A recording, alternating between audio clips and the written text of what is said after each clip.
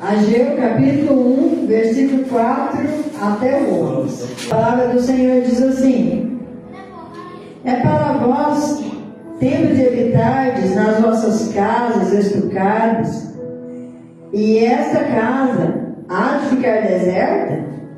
Ora, pois, assim diz o Senhor dos Exércitos: aplicai o vosso coração aos vossos caminhos. Semeais muito, recolheis pouco. Comeis, mas não vos fartais. Bebeis, mas não vos saciais. Vestigos, mas ninguém se aquece. E o que recebe salário no sequidão furado. Assim, diz o Senhor dos Exércitos: aplicai o vosso coração aos vossos caminhos. Subi o monte, e trazei madeira, e edificai a casa, e dela me agradarei, e eu serei glorificado, diz o Senhor. Olhaste para muito, mas eis que alcançaste pouco. E esse pouco, quando trouxeste para casa, eu lhe assoprei. Por quê? Disse o Senhor dos Exércitos: por causa da minha casa que está deserta, e cada um de vós corre a sua própria casa. Por isso, retém os céus o seu orvalho, e a terra retém os seus frutos. E fiz vir a seca sobre a terra, e sobre os montes, e sobre o trigo, e sobre o mosto, e sobre o azeite, e sobre o que a terra produz, como também sobre os homens, e sobre os animais, e sobre todo o trabalho das mãos. Amém? Amém. Pai amado e Pai querido, fala conosco, meu Deus, nessa palavra que é fiel e verdadeira. Deus do céu, eu não tenho sabedoria, Senhor, em mim mesmo, meu Pai, para entregar uma mensagem, Senhor, dessa magnitude, porque é uma mensagem que vem do céu. Uma mensagem aqui, Senhor Jesus, das coisas da terra, Senhor, são fáceis de entregar, meu Deus, porque requer conhecimento humano. Mas a mensagem que vem do céu, meu Pai, requer, meu Deus, meu Pai, o Espírito Santo de Deus no nosso coração, para dirigir a mensagem, Pai. Então, Senhor, te peço, fica conosco. Fala, Senhor Jesus, da glória poderosamente. E não me deixe, Senhor, fazer ou falar nada de mim mesmo, Pai. Mas não me deixe negligenciar a Tua palavra, mas falar e fazer aquilo que o Senhor me trouxe para fazer, Pai. Eis-me aqui, Senhor, em nome de Jesus. Amém. E Deus abençoe.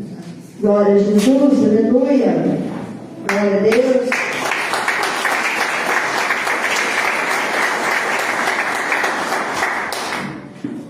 Glória a Jesus. Irmãos, o profeta Ageu está falando sobre os cativos que vieram da Babilônia, que todos os irmãos sabem, né? Que muitos foram levados cativos da Babilônia. Só que agora nós estamos falando do regresso deles, da volta deles para Jerusalém ou Judá, né?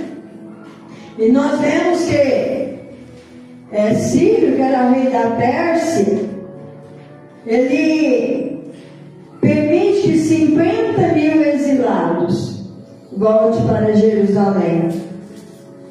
Porque eles estavam ali porque eram cativos, eles não tinham liberdade para voltar para a sua terra. E quando se fala em cativeiro, todos nós aqui, antes de conhecer Jesus, a gente vivia no cativeiro, a gente vivia numa Babilônia.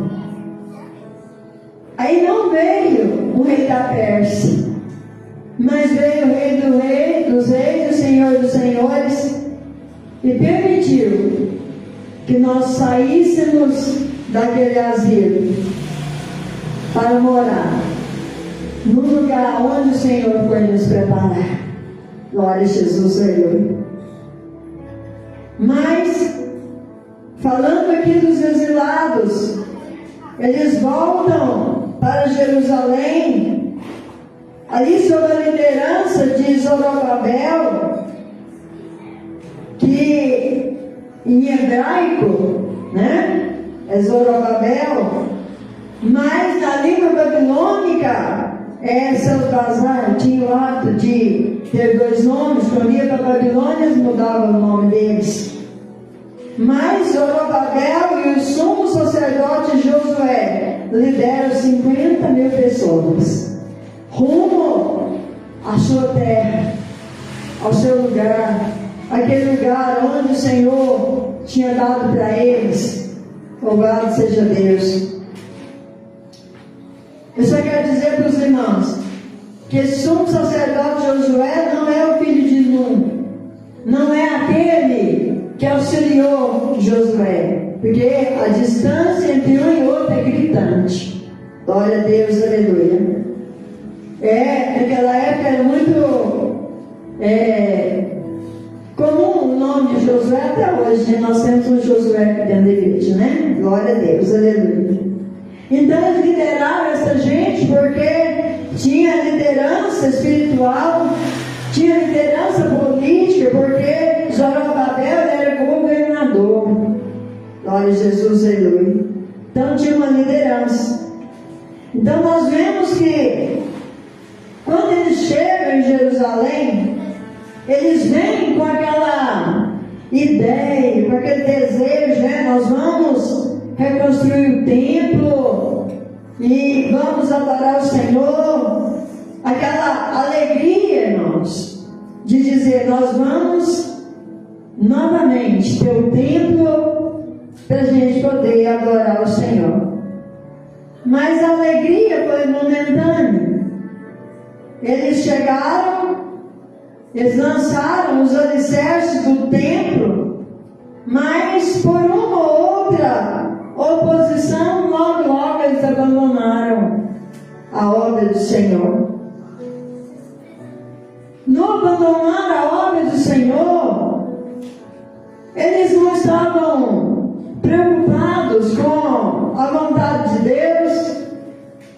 Eles estavam ali agora preocupados em cuidar das suas casas, fazer suas casas bonitas, aquilo quando a palavra diz as casas estucadas. São casas, irmãos, bonitas, com revestimento, casas muito bem feitas. Vamos dizer para nós hoje como se fosse assim, uma mansão, né? Uma casa bem arrumadinha. Então eles estavam investindo tudo nisso. Mas a casa do Senhor estava em ruína. E com certeza a vida espiritual deles também. Porque eles haviam esquecido de quem tirou eles do cativeiro. De quem levou eles de volta para a sua terra. É claro que lá tinha mais, né, do que 50.000 hebreus naquele lugar. Mas muitos já tinham construído lá na Babilônia as suas casas, já tinham construído seus negócios, já tinham os costumes babilônicos, já falavam a língua babilônica. Muitos não quiseram voltar. Mas muitas vezes nós vemos que as pessoas às vezes saem da presença, da casa de Deus, abandonam a obra de Deus por motivos fúteis, por motivos inúteis, e passam a investir, né, em ter uma vida muito abastada. E ele não quer mais saber da casa de Deus, da obra de Deus. Ele quer enriquecer somente. E Deus fica em segundo plano. A obra de Deus fica em segundo plano. E quando nós olhamos para a palavra de Deus, irmãos, Deus, Ele olha lá de cima, Ele faz justiça, mas Ele também executa juízo. Ele começa a olhar para aquele povo. A minha casa está em ruína. A casa do fulano está chiquérrima, do ciclano também. Todo mundo estava preocupado com o financeiro, com o material. E a casa de Deus, ó, o Senhor, Ele simplesmente, Ele cerra o céu. Cerrou o céu. Não vem chuva, não vem orvalho, a terra não produz. Vai enriquecer como? Por isso que o profeta Ageu fala com eles, da parte de Deus, que ele semeava muito, mas colhia pouco. Eles comiam, mas não fartavam, porque já não estava tendo mais uma quantidade suficiente, né? Louvado seja Deus. E aqueles que trabalhavam assalariado para alguém, recebia no cemitério furado. Sabe o que é isso? É quando você recebe o seu salário e você põe um pouquinho aqui, um pouquinho ali, e você sobra um monte de dívida ainda para pagar. Era assim que estava acontecendo com aquele povo. Tudo por um motivo. Abandonaram a obra de Deus. Abandonaram a casa de Deus. Aí o povo, eles perderam a bênção. Porque, irmãos, eles podiam estar ali abençoados dos dois lados, financeiro e espiritualmente também. Mas eles ficaram na zona de conforto. Deus está vendo todas as coisas, e Ele abençoou a gente, Ele trouxe a gente de volta, e está bom assim mesmo, com tempo ou sem tempo, nós vamos continuar aqui, e tudo bem. Gente, não é assim. O Senhor, Ele pode até tolerar por um tempo, mas vai chegar um dia que Ele vai puxar a cordinha. E o tempo dele puxar essa cordinha dele chegou. A seca chegou. Então não produzia vinho, não produzia azeite, não produzia trigo. Aí vem a pobreza, vem o sofrimento. 16 anos depois que eles estavam ali, Deus envia o profeta Ageu e Zacarias para encorajarmos o sacerdote, encorajar aqueles que ainda restava alguma coisa de Deus dentro deles, para reconstruir o templo, para congregar. É preciso congregarmos. Ninguém congrega em casa só. Pode ser que um dia ou outro não dá para vir, não tem como vir, ou às vezes por causa um dia de trabalho, ou de enfermidade, ou acontece uma coisa ou outra, mas não pode ficar sem congregar. Então, quando eles se decidem, glória a Deus, a ouvir a voz de Deus e buscar madeira e edificar a casa, glória a Deus, e o Senhor disse assim: e dela me agradarei e eu serei glorificado, diz o Senhor. Aleluia. Glória a Jesus. E se você vê hoje, tem pessoas pregando, não precisa ir na igreja não, a igreja é a gente. A igreja somos nós, não tem necessidade da gente ir na igreja. E aí, eu pergunto, um pregador dessa magnitude, dessa envergadura, será que já leu uma palavra como essa? Será que ele já meditou numa palavra como essa? O castigo que aquele povo recebeu por abandonar o templo, por não estar mais na casa de Deus, era um templo feito por mãos de homens, mas era um lugar para congregar, um lugar onde Deus estava, aonde Deus queria estar ali, ajuntando o povo, como a galinha ajunta os seus pintinhos debaixo das asas. Porque a candeia, ela tem que arder na casa do Senhor, ela não pode apagar. Não pode. Então nós temos a obrigação de estar na casa de Deus, de trazer oração, de trazer adoração, de trazer uma palavra, para que todos possam receber esse alimento espiritual que vem do céu. Porque, irmãos, para que a candeia possa estar acesa na casa do Senhor, primeira coisa, as portas precisam estar abertas. E aqui, no contexto que nós vemos, eles abandonaram a casa de Deus de uma tal forma que eles não investiam um centavo para erguer o templo do Senhor, para que a casa do Senhor pudesse funcionar. Então, hoje a gente fala assim, olha, a gente tem que pregar salvação, pregar contra o pecado e que Jesus está voltando. Mas para que a gente tenha um espaço para a gente pregar contra o pecado, para pregar salvação, para pregar que Jesus está voltando, nós temos que, todos os meses, honrar o nosso compromisso. Porque se a gente deixar de pagar, com certeza, a gente vai perder o espaço para estar acendendo a candeia na casa do Senhor. E eu já vi, irmãos, acontecer em lugares que o pastor estava pelejando, lutando com a obra, aquela que não é fácil, só Deus sabe, gente, o que o pastor passa para cuidar do seu rebanho. Às vezes não é só isso, não é fácil.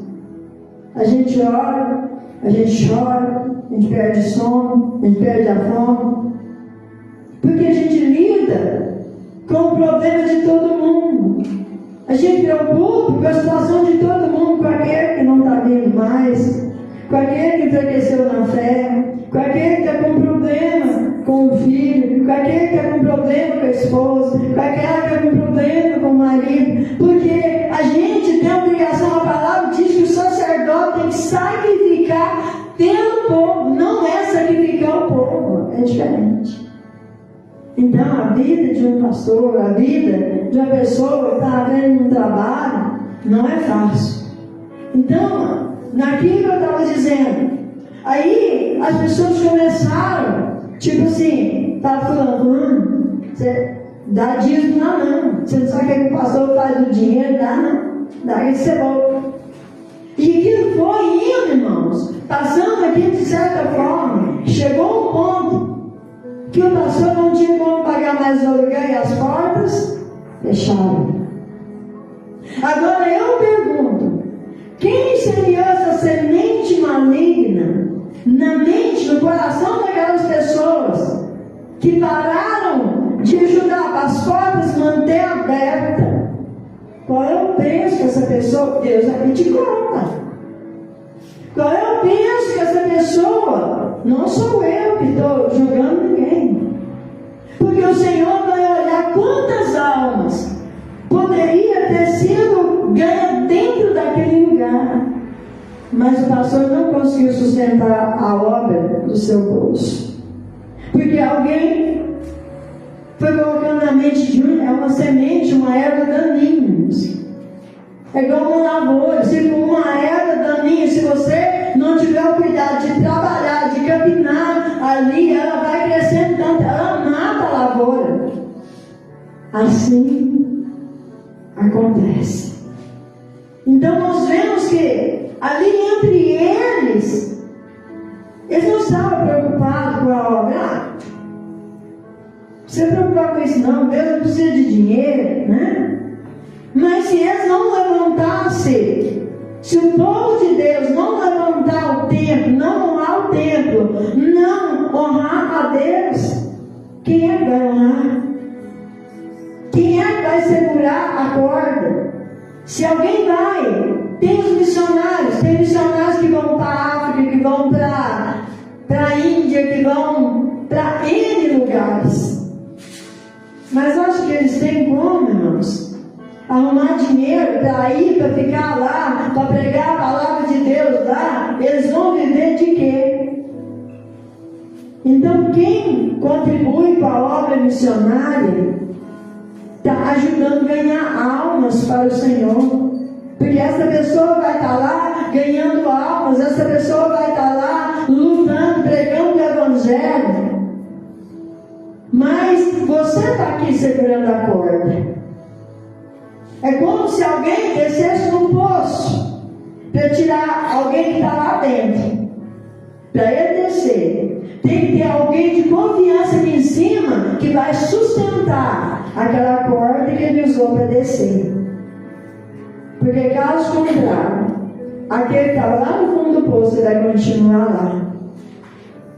Então nós, trazendo essa palavra no dia de hoje, nós vemos que o que honra a casa de Deus, o alimento da casa de Deus, quando a palavra diz trazei os dízimos na casa do tesouro, para que haja mantimento na minha casa. O mantimento não é cesta de alimento que a gente compra ali no mercado, não.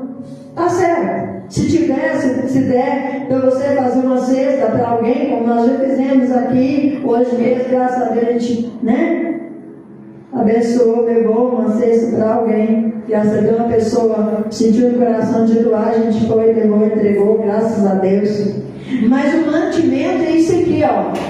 Pregar a palavra de Deus, ensinar a palavra de Deus, para que a pessoa possa aprender de Jesus, aprender o que Jesus nos ensinou. É o dízimo que sustenta a casa do Senhor. Naquela época, os sacerdotes, eles ficavam só por conta ali no templo. As pessoas levavam tudo ali, eles comiam do que tinha, do que vinha para o templo. Hoje, se você falar, olha, o pastor pode ser salariado, pode, e é bíblico. Mas nem sempre isso acontece, porque muitas vezes a obra, gente, às vezes ela é numa cidade, mas que as pessoas ganham menos. É num lugar onde as pessoas, às vezes tem pessoas que não têm um trabalho, tem pessoas que recebem, ou pensão ou aposentadoria, outro é assalariado, ganha pouco, mas não ganha num saco furado, porque você conhece a palavra de Deus, você abençoa a obra de Deus, e aquilo que você ganha é abençoado. O Senhor não te deixa você perecer. Então, irmãos, a gente não tem como numa igreja pequena falar, não, o salário do pastor é X, porque a gente não vai sacrificar os irmãos para tirar um salário X para um pastor. Eu já, alguns anos atrás, eu já fui tesoureiro num lugar, naquela época, o salário do pastor aqui era R$1.800. Ó, só que a gente está aqui, tem 11 anos, praticamente. Isso, ó, muito antes, deve ter, no mínimo, uns 21, 22 anos. Era esse o valor.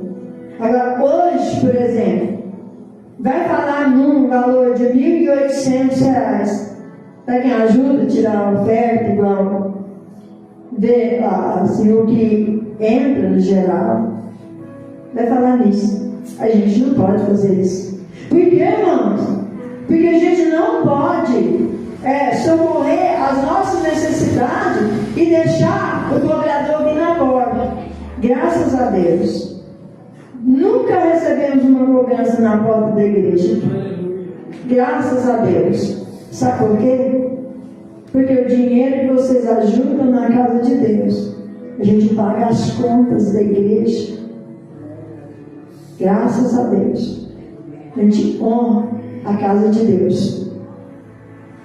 Honra a casa de Deus.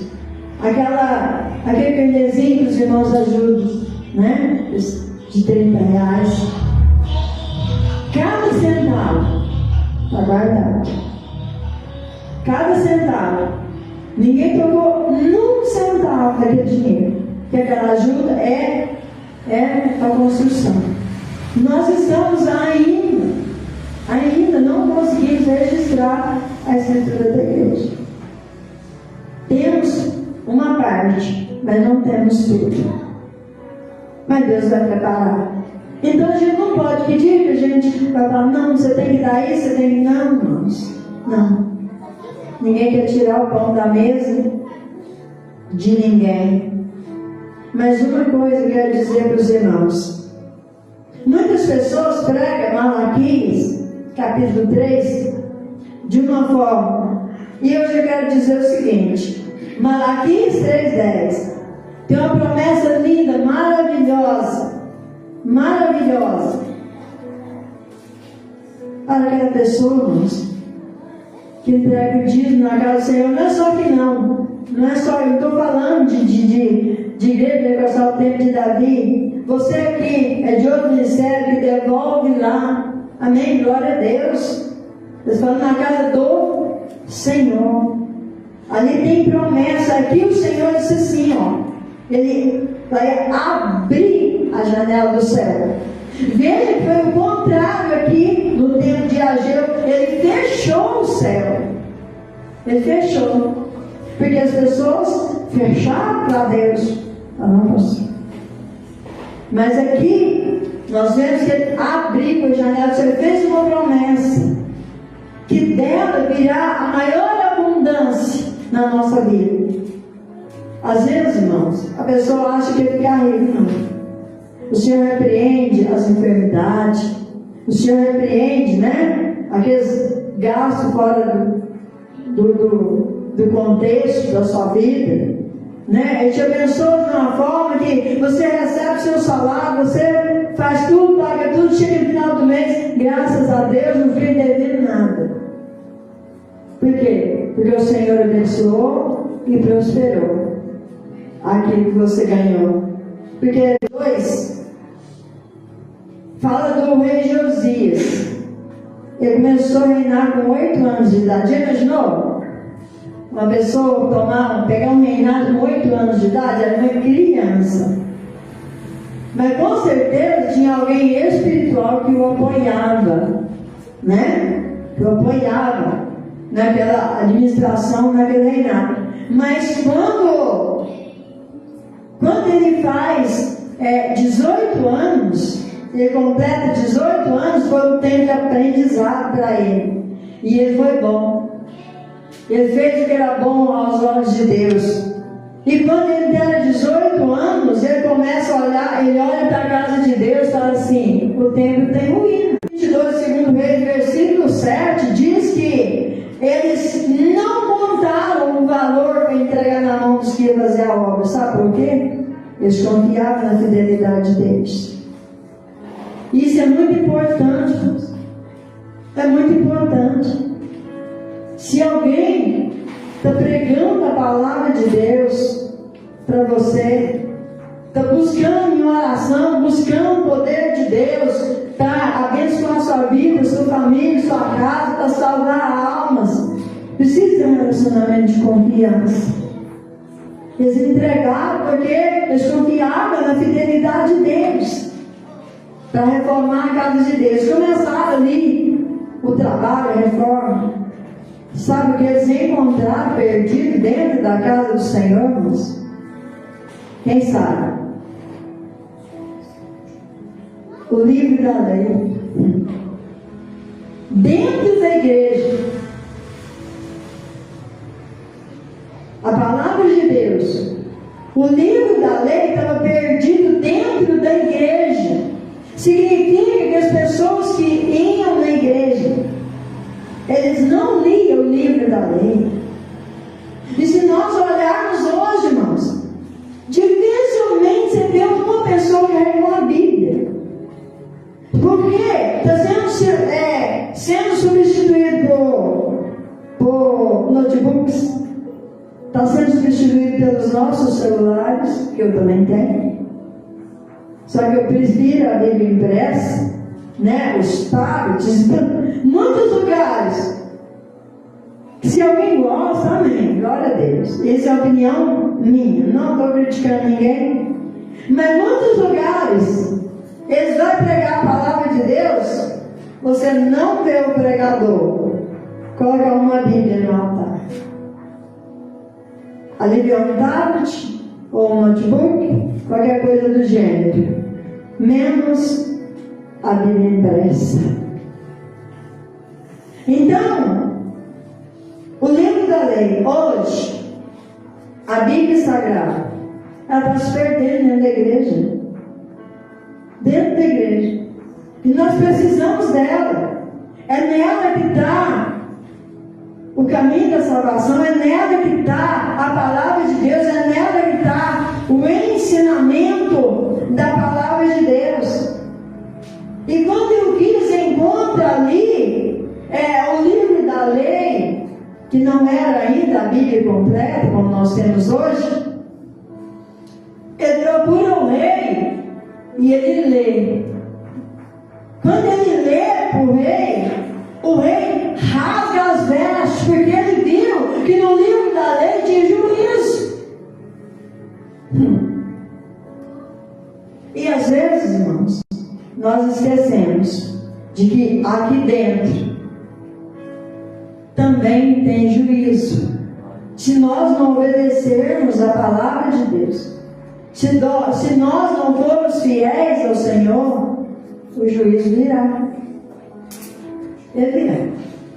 Mas se nós formos fiéis, obedecer a palavra dele, nós não vamos estar aqui para ser julgados e condenados, mas nós vamos estar na eternidade com o Senhor. Como esse povo aqui, eles voltaram para Jerusalém, estar na terra santa não significa ser santo. Para estar na igreja, a gente está na igreja, mas para ser santo, a gente tem que ter vestes de santidade. A gente está na igreja, tem que ouvir a palavra de Deus, guardar ela dentro de nós, irmãos, e andar em santidade com Deus. Que a palavra de seguir a paz com todos e a santificação, sem a qual ninguém, o coração dele quebrantou. Já era. Ele já era um rei quebrantado. Mas quando ele viu que os pais tinham feito no passado e que o juiz viria, ele destruiu, irmãos, os altares de Baal, os altares dos deuses estranhos. Ele quebrou as estátuas, ele fez uma limpeza espiritual naquele lugar. Glória a Jesus, aleluia. No coração, na nossa mente. Por quê, irmãos? Não dê ouvido a qualquer falácia, qualquer coisa. Porque hoje estão mais torcendo a palavra do que pregando. Às vezes você vê, é bom, não é? A pregação da palavra de Deus nas redes sociais, mas vigia para ver se a pessoa está pregando a palavra de Deus. Se alguém falar para você, pastor de igreja fulano fez isso, fez aquilo, fala, eu não quero saber. Eu estou servindo a Deus, é entre ele e Deus, então eu não quero saber. Não quero saber. Eu estou servindo a Deus, eu sou fiel com Deus, de resto. Porque senão a gente entra naquela onda, viu? O fulano, o pastor fulano fez isso, o ciclano fez aquilo, o outro comprou uma fazenda, e fez mais não sei o quê. A palavra do Senhor traz para nós hoje. Hoje, zelo da obra de Deus.